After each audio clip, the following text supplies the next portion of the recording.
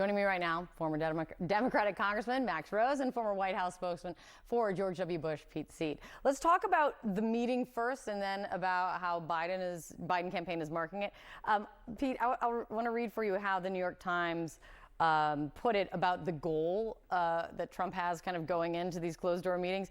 The agenda for the meetings is not entirely clear. A campaign official said the meetings with lawmakers would be focused on policy, on issues including the migrant crisis. One lawmaker planning to attend, who was not authorized to discuss the meetings, said no agenda was apparent other than Mr. Trump seeking to generate enthusiasm. What is this all about? Well, ostensibly, it's about building unity and getting everyone to lock arms in support of a forward-looking agenda, right? That's what the campaign says.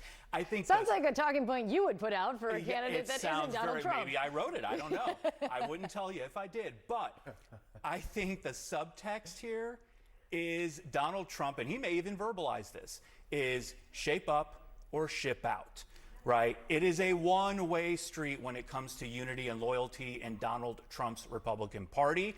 And all these members are going to have to get on board with his agenda, whatever that is, come 2025 if he's elected. And that message will be delivered in some way, shape, or form. It is one way to draw the line, if you will. I mean, Max, it's like show up and then show you're on the team or you are out. It in some way kind of eliminates the lines that we always hear, which is I'm focused on my own race and I'm running on local issues or dodging questions and saying I haven't seen that tweet yet. It's one way, it's a tactic.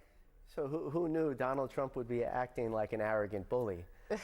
Look, there's one thing in the background here, which is Trump wants Republican leadership to do everything they can, both now and into as long as it takes into the future, to remove his felony convictions. That is priority number one. Now, what's interesting as well is that you see the Republican leadership releasing an agenda for their first 100 days that they presume they will have Republican power over all of the federal government.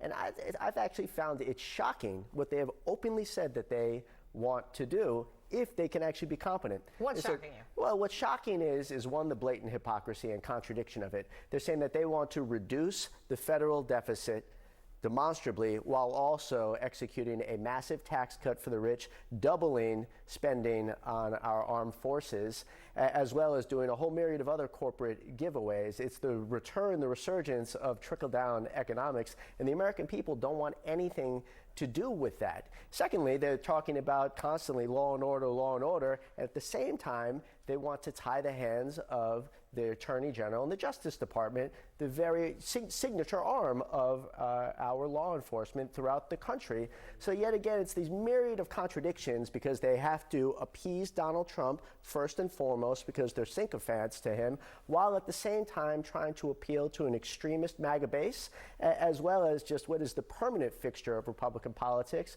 which is tax cuts for the ultra-wealthy. Contradictions, though, in politics, though, not shocking. You don't say. Hypocrisy in Washington, not shocking. I will say that the ad that the Biden campaign is putting out, since you are in the business of giving Democrats advice, Pete, marking that this is his first trip to Capitol Hill since January 6th and what they're putting out.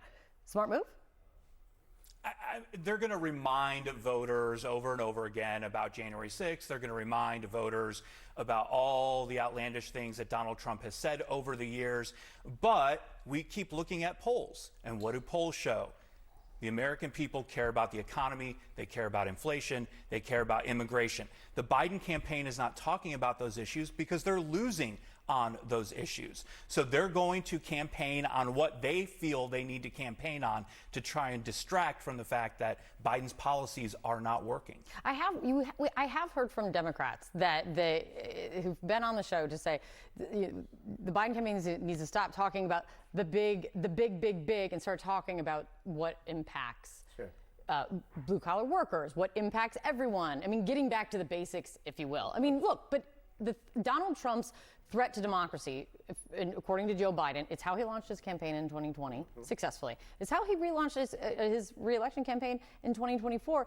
But to Pete's point, where the polls stand, does that show that it is not resonating, or people don't care? No, absolutely not. Because if people didn't care, you wouldn't have seen really remarkable success amongst Democrats up and down the ballot over prior elections. Since Donald Trump, came onto the scene, really it was only 2016 where the MAGA movement had a successful electoral outcome. Now, the Democrats can chew gum and walk at the same time, and they have to, right? You got to talk about bread and butter issues. Right. People are pissed off about prices. You have to talk about that and point them to rising wage gains, unprecedented economic output and production, and much better days to come with the leadership of the Biden campaign. But we can't just scoff at things like democracy and the threat of fascism and authoritarianism as if they're just little side issues that are meaningless.